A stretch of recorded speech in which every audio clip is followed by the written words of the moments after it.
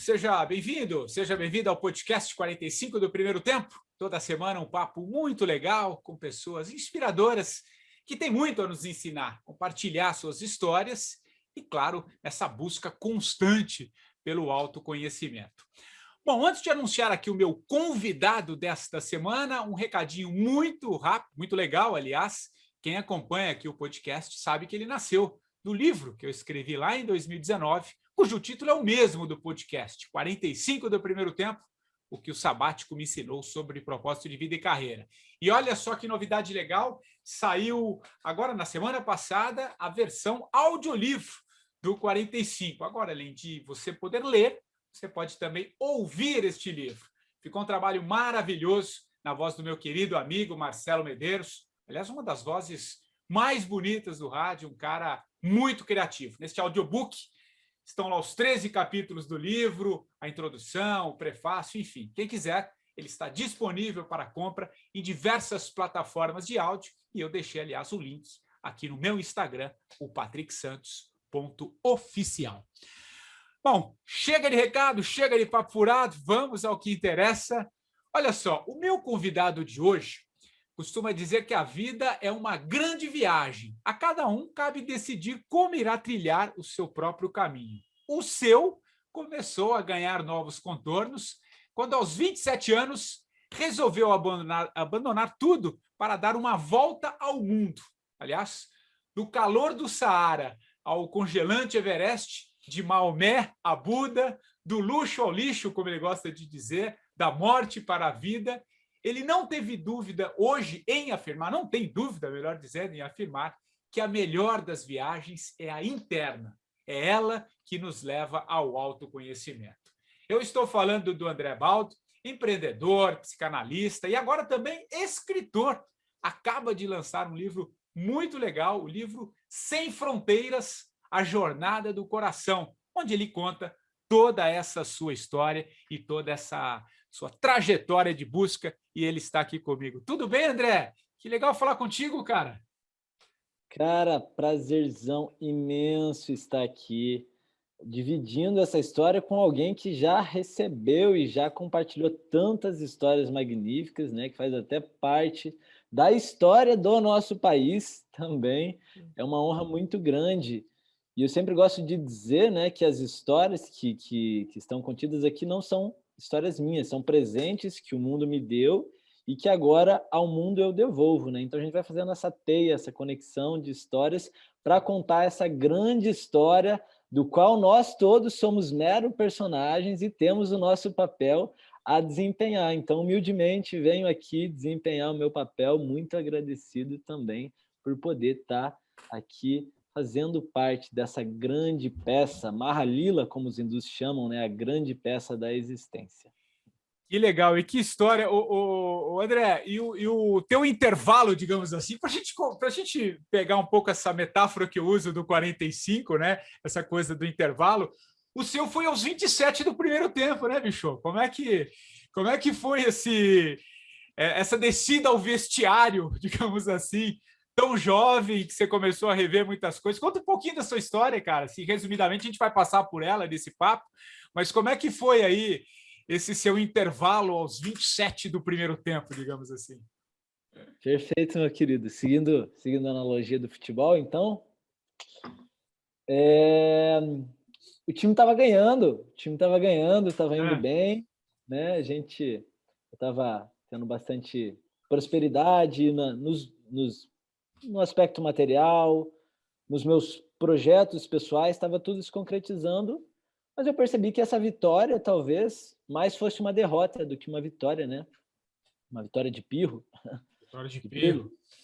pirro. E aí eu falei, cara, eu tendo conquistado as coisas que eu almejava conquistar e ainda assim sentindo um tremendo vazio existencial, eu percebi que se eu continuasse jogando daquele jeito,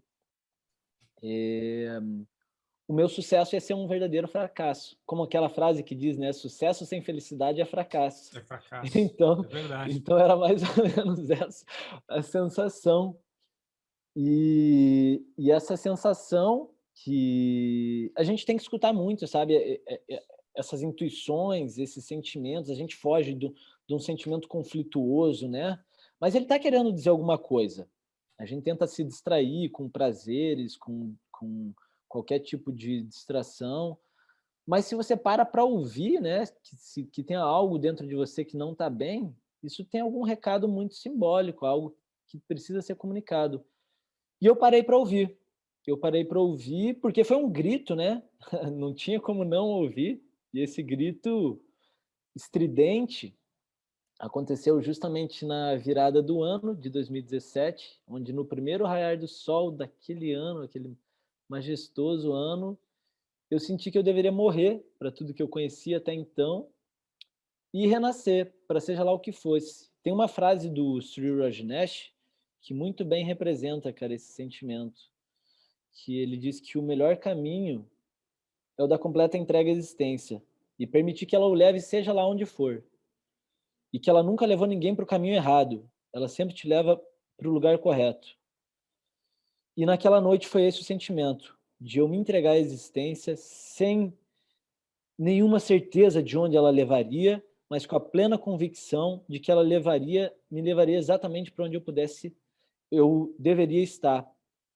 Então foi um momento onde eu abri mão, estar aberto da minha empresa, do meu relacionamento com uma pessoa maravilhosa que a gente estava para casar, do meu carro, dos meus planos, do meu passado, do meu futuro, das minhas seguranças, e me entregar para a vida e falar, me conduza, né? Me conduza.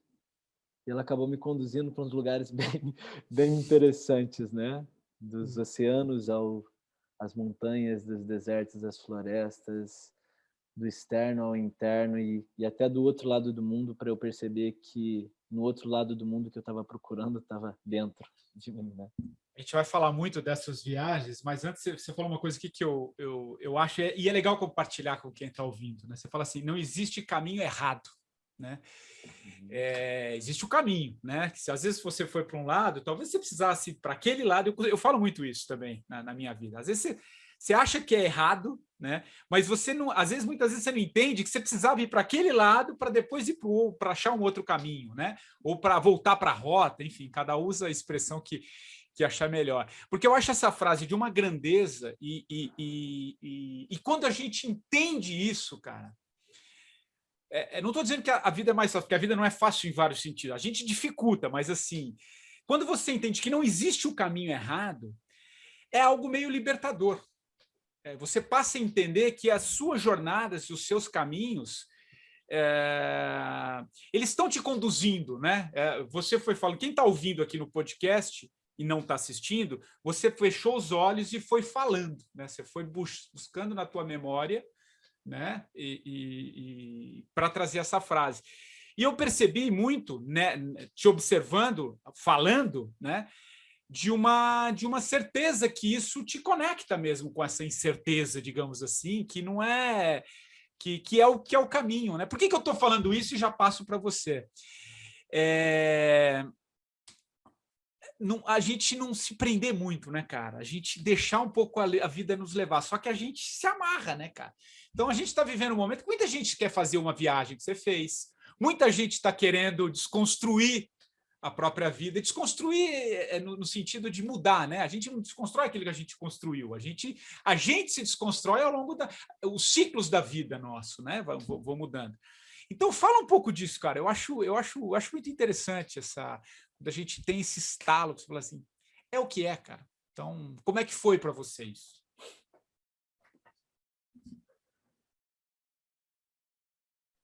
Eu aprendi muita coisa subindo montanha, cara, e desaprendi muita também, né? Acho que as montanhas elas Boa. ensinam muito mesmo. A natureza ensina muito, né? Se a gente para ouvir, né? Preciso olhos para ver e ouvidos para ouvir, né? A gente não para, né? Como você disse, precisa pausar. E ouvindo as montanhas, subindo as montanhas, eu compreendi isso, que existem várias maneiras de chegar ao topo. Mas todos os caminhos vão conduzir lá, inevitavelmente. Alguns vão preferir caminhos, mas já sabem bem o que querem, vão pegar caminhos mais diretos, mais retos, né? Vão caminhar com maior destreza, sem muito tempo para distrações. Tem pessoas que vão procurar ir curtindo o caminho, pegar um caminho mais leve, que não tem uma subida tão íngreme, ainda que demore mais. Tem gente que vai preferir subir pela esquerda, tem gente que vai subir pela direita. Exato. Podemos até trazer para o campo político, né? Dá, tranquilamente, tranquilamente. É. E tem gente que vai preferir os caminhos já conhecidos, as trilhas já definidas, tem gente que vai preferir abrir caminho para os outros. E quando a gente está caminhando pela montanha, parece mesmo, assim, é uma confusão. Você está caminhando e fala, puta, mas será que é esse caminho? Será que é esse caminho? E uma vez que você chega lá em cima, cara, você vê que todos os caminhos levam para o cume. Todos os caminhos levam para o cume, sem exceção. Alguns mais tortuosos, outros mais diretos, alguns mais sofridos, outros mais fáceis. E sim, né, a gente pode estar atento para ver, a gente não precisa não precisa pisar em muito espinho, né? Tem muitas esquinas da vida que a gente pode evitar, que não é necessário passar por elas.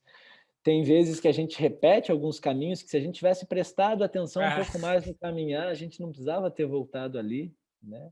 Mas, como diz o Mujica, o ser humano é algo magnífico, que tropeça 2, 3, 7 vezes no mesmo buraco.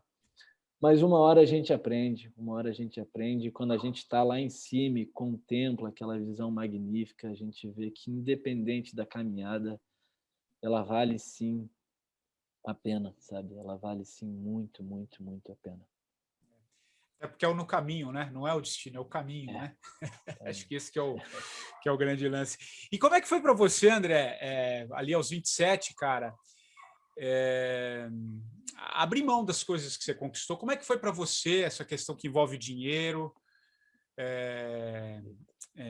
esse desprendimento? Como é que foi para você trabalhar isso, essa desconstrução? Enfim, acho que é legal você compartilhar isso, porque às vezes a pessoa... o cara, sei lá, ele tinha, para ele foi fácil. Conta um pouco a tua história nessa questão, que eu acho interessante também. Tá, 2 pontos fundamentais que você tocou e que eu acho que é muito importante que a gente aborde. Primeiro, é do dinheiro. Segundo, da desconstrução.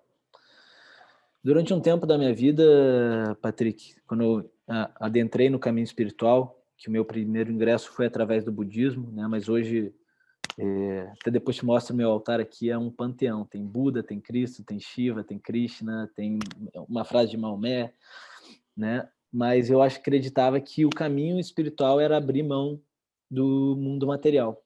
E foi isso que eu fiz, de fato, né? No seu sentido mais profundo. Mas Purusha e Prakriti, que são as definições do hinduísmo para espírito e matéria, elas são manifestações de um mesmo todo.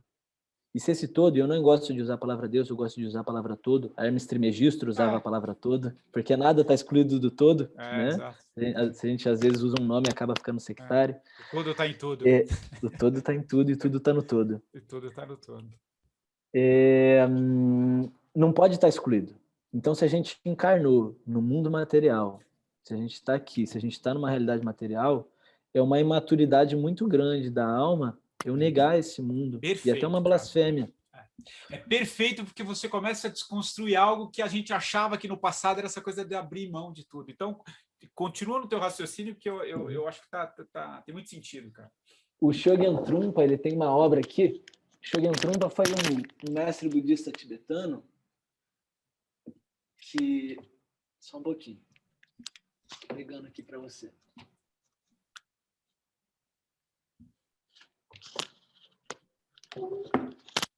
Ele foi um dos precursores do budismo tibetano, que na fuga do Tibete após a invasão da China, é horrível o que acontece até hoje lá, ele difundiu o budismo no Ocidente, e ele tem esse livro aqui, Trabalho, Sexo e Dinheiro. E ele chama o dinheiro de energia verde, cara. Porque é uma forma de energia, representa concretamente o tempo de vida que não volta, o suor, o esforço, o trabalho de alguém que se concretizou num valor, né? Numa questão material que representa isso e que pode ser usada para você facilitar as trocas. Imagina ter que trocar um bode por um saco de batata ou coisas assim, que às vezes a gente idealiza, parece muito bonito e não deixa de ser. Mas o dinheiro é uma forma de energia e, como toda forma de energia, deve ser usada com sabedoria, né? Então, eu tenho essa relação com o dinheiro hoje, como o Victor Hugo fala, né?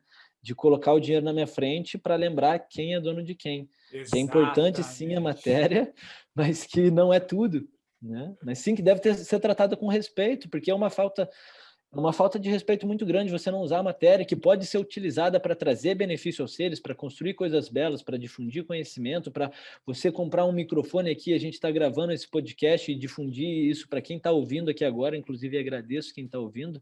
Então, sim, é uma forma de energia e deve ser usada com sabedoria. O dinheiro como meio, né? Não como fim. Como meio, Exato. perfeito, perfeito. Distinguir meios e fins. E André, e como é que foi para você isso? Como é que você lidou com isso? Como é que você operacionalizou isso na sua vida? É legal para quem está nas dúvidas, está querendo fazer o movimento, acho que é interessante você falar. Cara, foi não, está sendo e sempre será, né? Estamos no mesmo barco, viu? Só quero dizer. Com certeza, sempre, lições constantes, né? Mas nessa viagem, por exemplo, eu fui roubado 7 vezes. Né? Fui roubado no aeroporto de São Paulo. Quanto tempo você viajou? Quantos anos? Foram 8 meses, na 8 verdade. meses, Foram 8 meses. E 14 países. Então, na verdade, antes de sair do Brasil, eu já fui chantageado pelo meu sócio, que me levou uma grana federal, assim, percebendo a minha urgência em ir embora, né? Eu fui roubado no aeroporto de São Paulo, aguardando fui furtado lá, tive meu iPad furtado, não é nem pelas questões materiais, mas todo o meu cronograma de viagem, eu não tinha passado para nuvem nem nada, Nossa. todo o meu planejamento de 3 meses estava lá, e foi furtado, tipo, 20 minutos antes do meu voo decolar. E que bom que foi furtado, porque eu tinha planejado ficar pela Europa, não tinha planejado as histórias que eu vi de morar numa caverna, de ir para o Oriente Médio. Isso simplesmente aconteceu porque os planos foram levados. Então agradeço sim aos ladrões. Aí fui roubado na África, daí cheguei na África do Sul, embarquei assim na última chamada do voo, vou ou não vou, vou ou não vou, vou ou não vou, fico aqui tentando recuperar, tanta coisa dando errado. Eu já tinha passado a noite, já tinha virado a noite no pronto-socorro, passando mal, não era nem para eu ter ido. Falei, cara, quer saber? Eu vou. E fui, na última chamada, suado de correr aquele aeroporto, com raiva, confuso. Desembarquei na África do Sul e falei, não, agora o azar ficou do outro lado do Atlântico. Aqui os ventos da sorte hão de soprar diferentes. Desembarquei do aeroporto, cara, com um mochilão nas costas, com essa cara de turista, branquelo, otário. Fui assaltado por 3 caras que me fizeram ir até o banco. Estouraram o limite de 3 dos 4 cartões que eu levei. Aí eu fui roubado depois na Namíbia, 2 vezes em Portugal, uma vez no próprio Everest Base Camp, o que pode ter várias simbologias, mas que também tem a questão material, né? Pô, peraí, seja mais atento com a matéria. Mas no terceiro roubo, né, porque a gente pode idealizar muito, e certamente, pode ter muita coisa por trás, e eu acredito que tem, sim. Mas também tem, aprende a cuidar do mundano, né? Claro. E aí, na terceira vez que eu fui roubado, que foi na Namíbia, eu tinha acabado de sair de um safari maluco, que eu me meti lá no meio de uma savana, no Etosha National Park, sozinho, sem guia, com um carrinho, um Nissan March 2x2, onde só entrava 4x4, caminhão reforçado, maluco, assim, atolei lá, coisa doida. E eu tive uma câmera furtada na volta desse safari, no aeroporto, esperando meu voo para a Europa. E quando eu olhei aquilo acontecendo, eu falei, velho, peraí, em 11 dias, tanta coisa, tanta diversidade acontecendo ao mesmo tempo, isso não pode ser verdade. Isso é absurdo demais. Isso é coisa de livro, isso é coisa de filme. Eu nunca vi alguém passar por isso. E eu comecei a dar risada do absurdo que eu estava vivendo. Eu comecei a dar risada. Eu falei, cara, que coisa doida, cara. Que situação é essa? E quando eu me peguei rindo do meu próprio azar, do meu próprio infortúnio, eu compreendi que aquilo não podia ser roubado, que tinha algumas coisas que não poderiam ser furtadas, que estavam além de qualquer contexto político, social, econômico, de qualquer adversidade, e que tudo aquilo que tinha sido roubado, e não foi pouca coisa, tinha um valor muito menor, infinitamente menor do que eu estava descobrindo naquele momento em mim, que era quem eu era e as minhas virtudes e qualidades e coisas como a alegria, como a paz, que não poderiam ser roubadas e que essas sim são imensuráveis. Eu me recordei com muita clareza do meu mestre Paris, falando, antes de eu deixar o Brasil, que se alguém ou alguma coisa pudesse roubar a tua paz, é porque ela de fato nunca te pertenceu. Então, foi uma baita de uma lição, né? Perdi algumas coisas, mas ganhei algumas lições que não podem ser tomadas, que podem ser esquecidas se eu me distrair, mas que não podem ser roubadas. Interessante, mais ensinamento, né? Que é aprendendo com as coisas, né? Acho que isso é fundamental. E você falou também, né? Essa questão de que você traz um pouco, por mais que você está numa busca e você está sempre esse autoconhecimento, essa busca que a gente impõe para as nossas vidas, para que a gente se encontre de fato. Reforça um pouco aquilo que você disse na resposta anterior, né? De você também cuidar da sua vida, que você falou, aquilo estava acontecendo, mas presta atenção aqui no negócio, né? Não ficar delegando também no vitimismo, né? Que a gente tem essa mania também, né? Presta atenção, caramba. Então é aprender com isso, né? E a vida é um grande aprendizado, né? E acho que nada, né, André? Eu queria te ouvir. Nada, cara, acontece por acaso. A todo momento, você que é um estudante de filosofia, falávamos há pouco aqui também de Nova Acrópole, né, da professora Lúcia, da parceria que vocês têm com a Nova Acrópole aí no Sul. Nada é por acaso, tudo está nos mostrando, né, cara, que a gente não para ver, né, cara? Normalmente a gente segue adiante e não olha para as coisas, né? Não sente as coisas, né? E o que você foi dizendo na sua resposta é um pouco isso, né? Que é uma das leis herméticas também, né? Existe um plano superior, não é um plano não superior, um outro plano, né? Numa frequência maior, mas não dá para você viver lá o tempo inteiro. Você tem que estar aqui também, né? Que são essas coisas que envolvem dinheiro, energia, tudo isso que você falou, né? Então, fala um pouco sobre aprender com as coisas. Foram 7 assaltos, cara. 7. Não, a gente não está falando de uma vez. Eu falei, caramba, essa eu não sabia. Cara, eu tenho para mim que a vida é uma grande escola, sabe? Uma grande escola. E ela é uma professora justa. Ela vai oferecer... O que é um professor justo? É um professor que vai oferecer a cada aluno o que ele tem a capacidade de assimilar naquele momento da própria vida. Nem mais nem menos. Então, se a gente está na 5ª série, a gente vai receber um conteúdo adequado para a 5ª série. Não adianta, né, a gente receber de 3ª, porque seria não forçar a nossa evolução, e tampouco de 7ª, que a gente não tem a capacidade de compreender ainda. E se a gente foi assim, um bom aluno, né? Prestou atenção nos ensinamentos, compareceu nas aulas, esteve atento, cumprindo com o seu papel,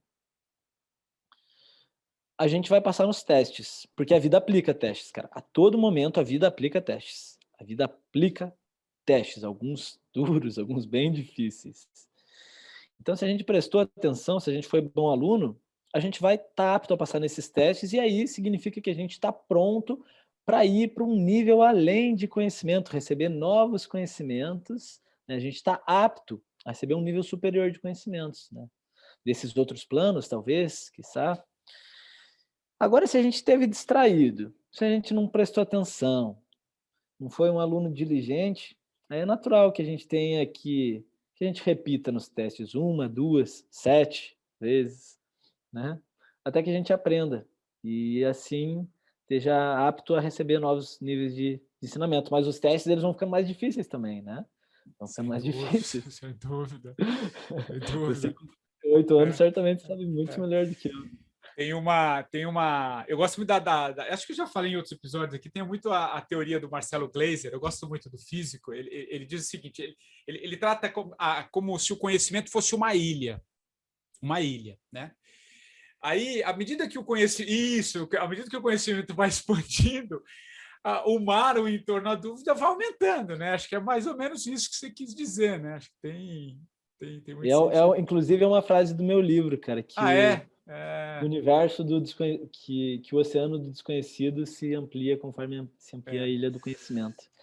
Ô, André, e, cara, você, acho que uma coisa legal a gente falar, e em algum momento eu trouxe ali a questão da política, porque eu também trabalhei durante muito tempo com isso, e hoje vejo de uma maneira um pouco diferente, mas você teve nessa sua jornada de 8 meses, né? E acho que você fala isso no seu canal no YouTube, nas coisas que você faz, que você também passou nesses países por diversos regimes, né? Além de você já ter uma história, você sempre gostou também de política, né? Você chegou até a ser candidato, enfim. Mas você passou por diversos países com estilos diferentes de política. Você passou pela direita, pela esquerda, pelo teocentrismo, né? Enfim, por todas as, não sei se talvez monarquia também, também. Então, como é que caldo você tira disso tudo, cara? O que você pode dizer sobre isso? O que isso impactou? O que você consegue trazer isso para a tua vida, né? Para a sua política também. Acho que é legal você compartilhar isso. Perfeito, Marcelo. Patrick. Eu gosto muito de responder com histórias, sabe? Tem aquela história, muito possivelmente você já ouviu, do pai, que ele tinha um filho o filho queria constantemente atenção, né? Queria a atenção do pai, o carinho do pai, brincar com o pai, mas o pai era um cara muito ocupado, ele era um empresário de sucesso, não tinha tempo para criança. E aí o filho dele queria brincar, ele falou: "Poxa, não tenho tempo para brincar, como é que eu faço para distrair o meu filho para eu conseguir concluir o meu trabalho? Vou dar uma tarefa, uma missão bem difícil para ele, que ele vai demorar dias para conseguir resolver". E aí ele pegou um mapa mundi que tinha numa revista e pegou essa folha onde tinha esse mapa mundi, picotou a folha e falou: "Ó, filho, tá aqui, vai brincar montando esse quebra-cabeça para o pai. Quando você terminar de montar o mundo, quando você terminar de consertar o mundo, você vem e me mostra e a gente brinca". Ele falou: "Pronto, agora ele vai ficar ali, né, dias até conseguir resolver". Mas surpreendentemente, deu alguns minutos assim, a criança voltou com o mapa inteiro, com o mundo completo, né? E aí o pai, surpreso, olhou para ele e falou: "Meu Deus, filho, isso é impossível. Como é que você conseguiu consertar o mundo tão rápido?". Aí ele falou assim: "Foi fácil, pai. No verso da folha tinha a foto de um homem e foi muito mais fácil montar o mapa a partir do homem do que pela frente. Então primeiro eu consertei o homem e aí eu consertei o mundo".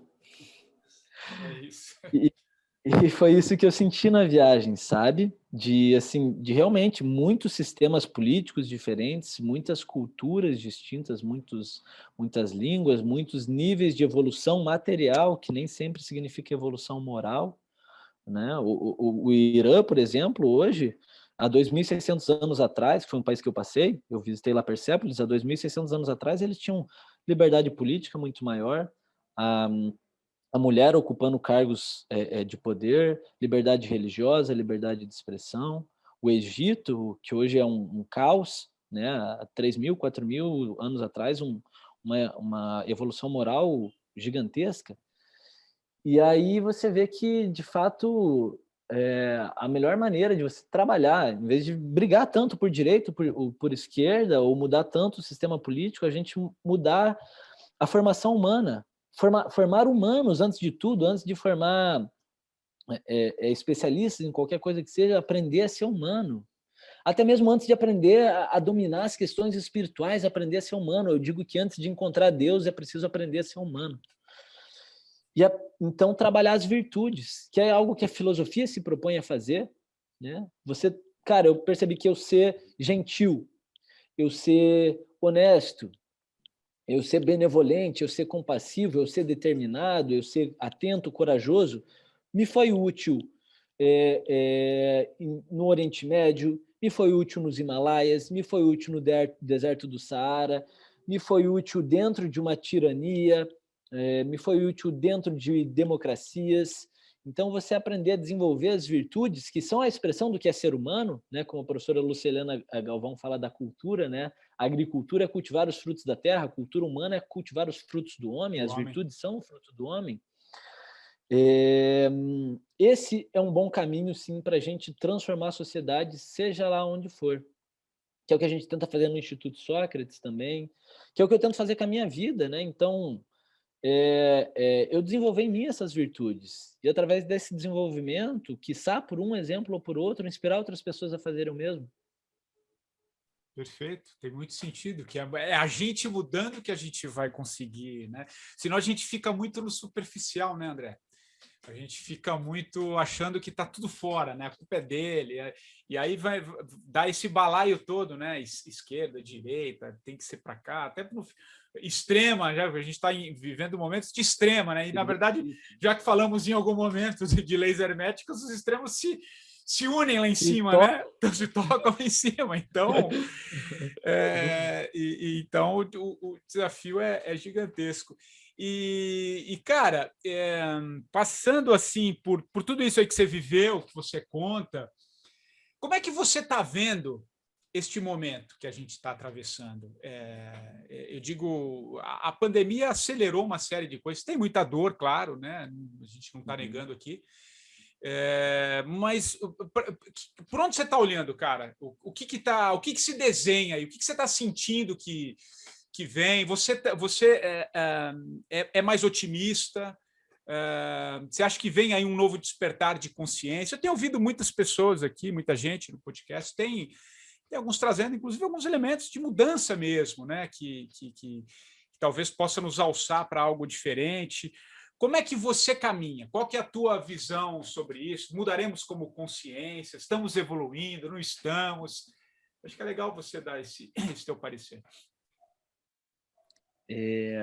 Eu não sou clarividente, mas eu gosto muito de ter uma postura otimista perante a vida, né? Como o professor Cortella diz, já nos roubam tanta coisa, né? Já nos roubam, os políticos nos roubam, os ladrões nos roubam, o mundo às vezes, né, rouba o nosso tempo de vida. Cara, se eu permitir que me roubem a minha alegria mesmo, aí eu não tenho nada. Aí eu não tenho nada. Então eu me recuso a deixar de ser otimista, sabe?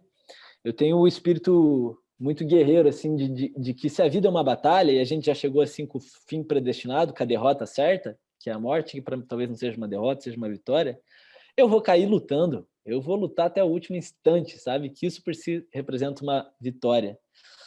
Mas tem um símbolo, cara, como a gente está no podcast, o pessoal não vai conseguir ver. Na filosofia grega, que você pode ver várias artes, assim, em monumentos gregos, você vai encontrar esse símbolo, que representa o movimento da humanidade, que basicamente mostra assim, quase como que ondas que avançam um pouco, depois regridem, avançam. Eu vou te mostrar aqui, Patrick, quem vai estar vendo, ouvindo, vai ter que usar a imaginação. Que esse seria o movimento da humanidade, da história também. Que ele vai, ele avança, ele regride um pouquinho, depois ele avança um pouquinho mais. E esses são os movimentos do próprio pulsar da vida, né? Se você olha para a natureza, você observa esses movimentos. Mesmo no Big Bang, né? Primeiro tem uma grande expansão, mas ao mesmo tempo os astros se atraem. Então esse movimento ele vai retrair em algum momento. O nosso coração, sístole e diástole. Então esses movimentos, frio e verão, inverno e calor, dia e noite, alegria e tristeza, eles são movimentos naturais da vida. E a crise por si só, na origem da palavra, que vem do crisis, do latim, significa momento de mudança, momento de decisão, mudança súbita, que surgiu lá no contexto de Hipócrates, na medicina grega, que representava o 7º, o 14º, o 21º, o 28º dia, da progressão de uma doença, onde a doença ia ou progredir para a morte ou para a cura. E em ambos os casos significa uma mudança, porque tem certos sistemas que precisam morrer. para que coisas novas surjam. A Revolução Francesa foi isso, a morte da monarquia. Literalmente, né? Decapitaram os caras, né? Então, foi o que eu senti na minha viagem também, né? Para eu renascer, eu preciso morrer. E as crises são muito úteis nesse sentido, porque elas ou vão levar um sistema ao colapso e permitir que algo novo surja disso, ou então vão obrigar que esse sistema se reinvente.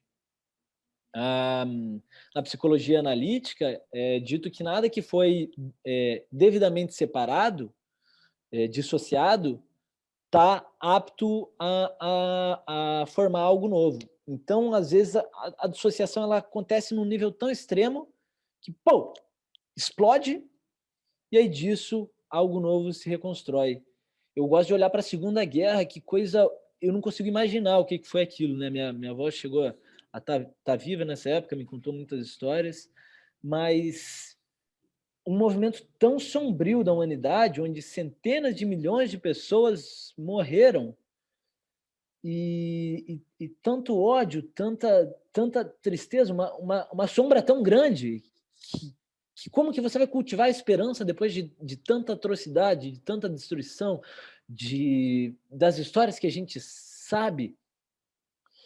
E quanta coisa surgiu disso? O próprio movimento de Nações Unidas, né, de falar, peraí, a gente precisa se unir para dialogar um pouco mais.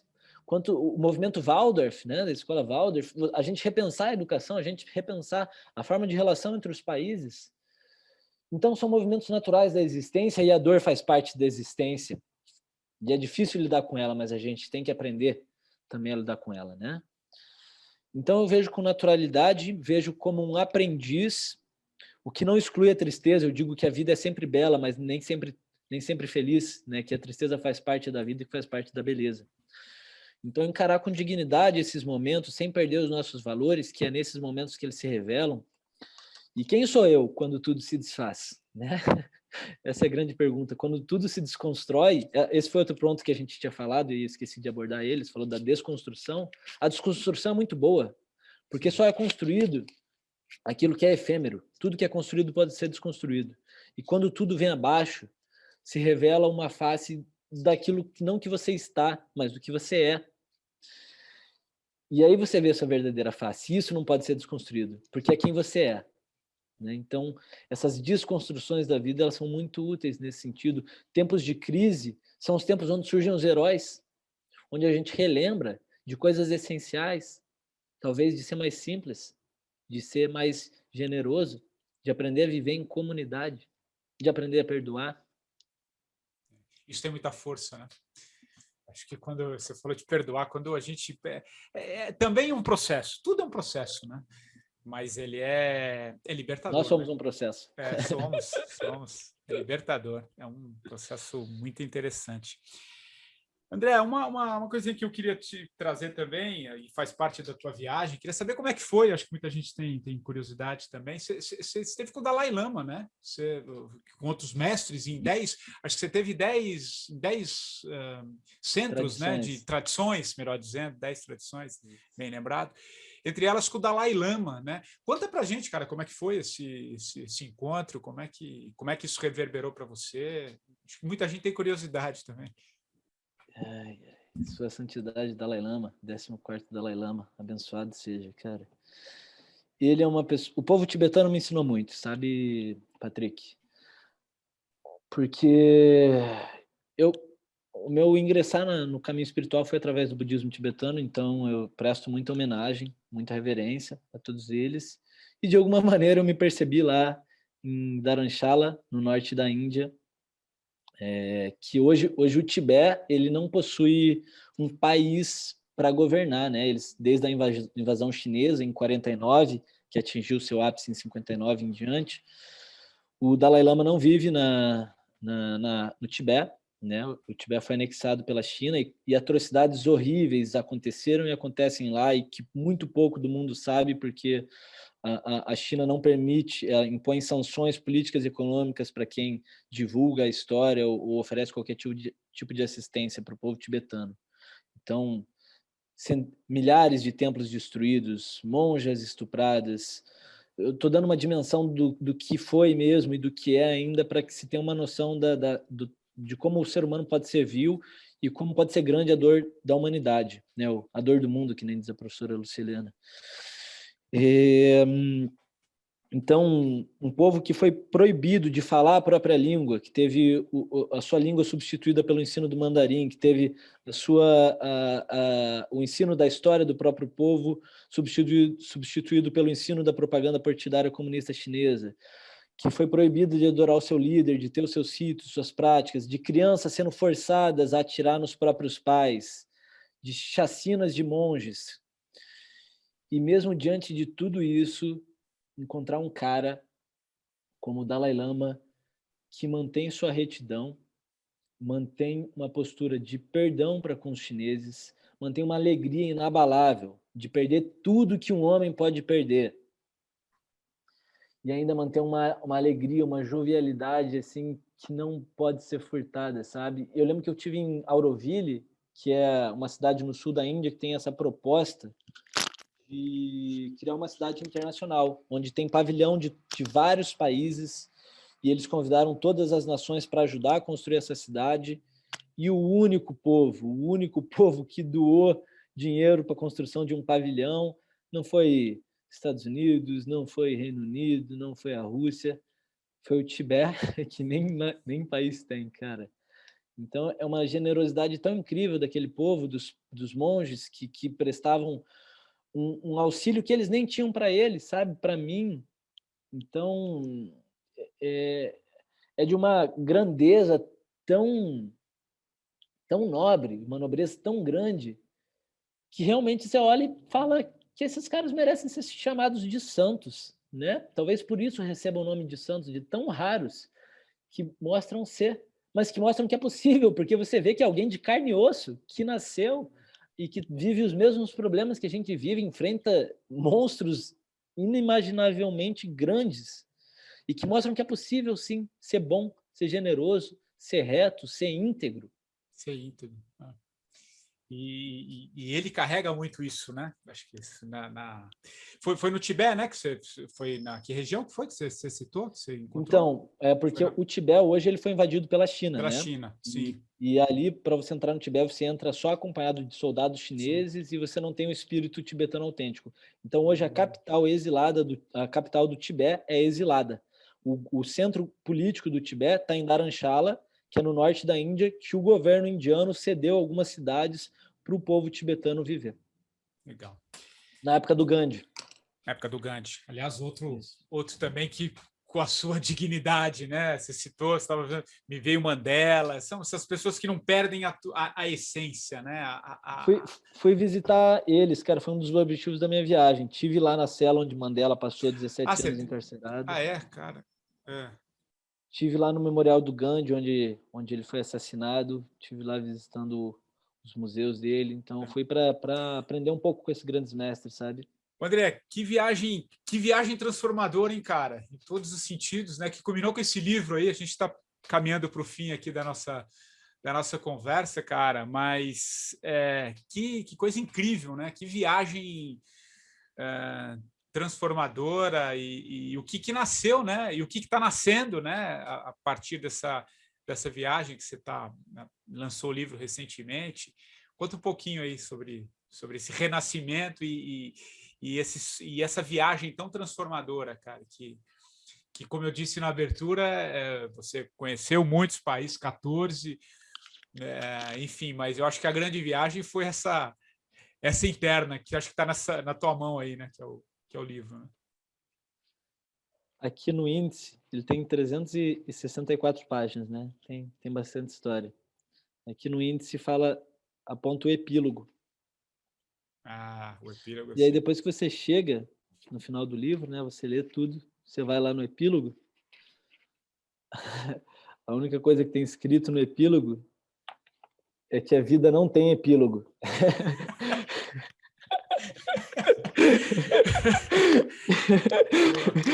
Então, esse processo, Patrick, ele está sendo e sempre vai ser foi uma identidade, uma história que eu vivi, porque você que é escritor, né, com certeza você sabe disso, que um livro, é dito que a gente não termina de escrever um livro, né, se desiste. Porque Desiste. É.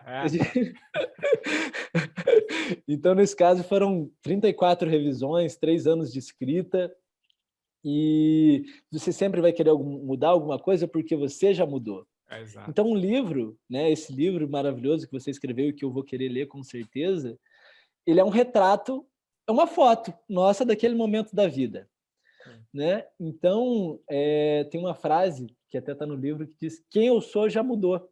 Sim.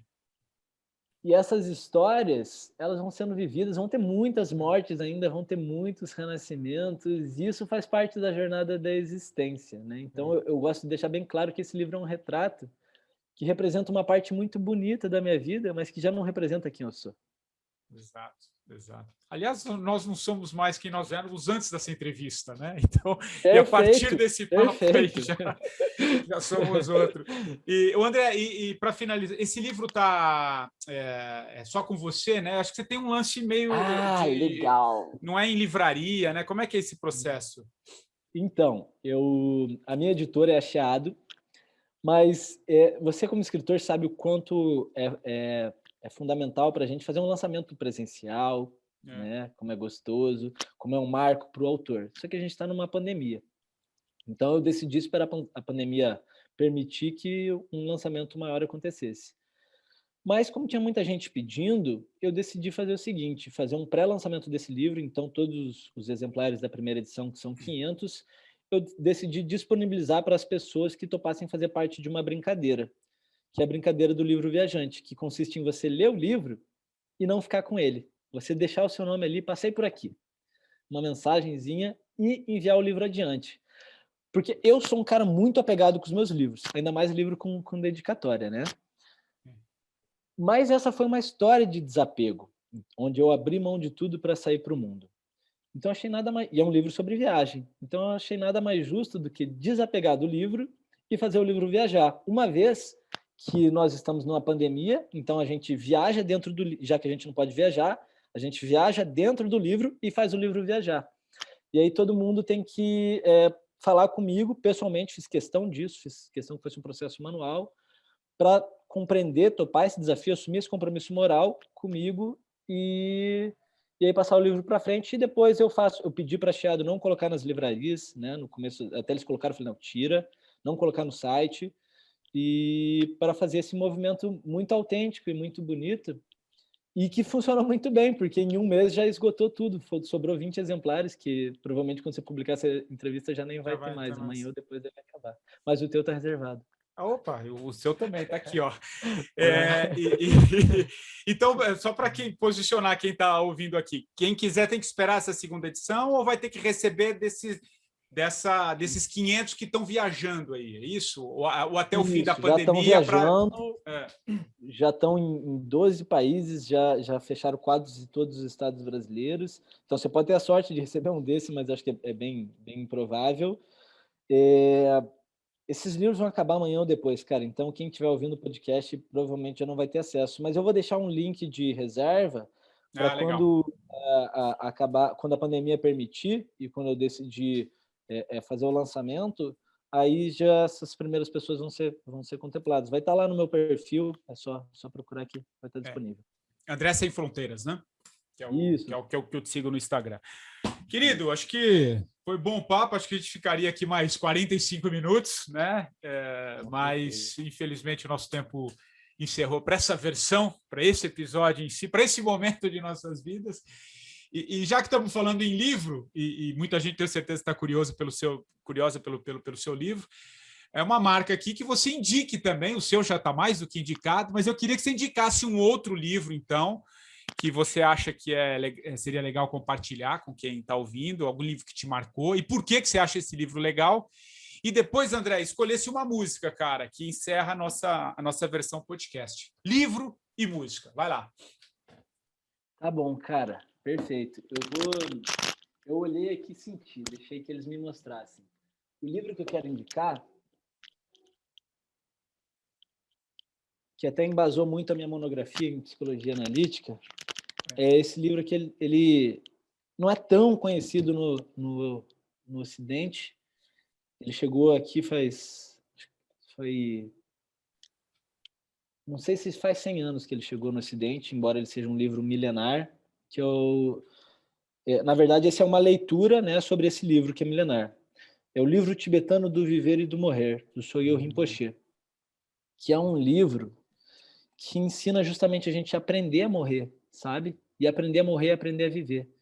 De fato, a gente tem vivido, infelizmente, muitas mortes nessa pandemia horrível, muitas mortes desnecessárias que poderiam ter sido evitadas se houvesse mais responsabilidade também de muitas pessoas, sobretudo os nossos governantes,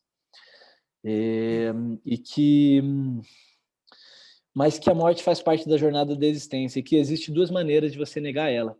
Uma é você banalizando a morte, como fazem os genocidas, e a outra é você fugindo dela como se ela nunca fosse te alcançar.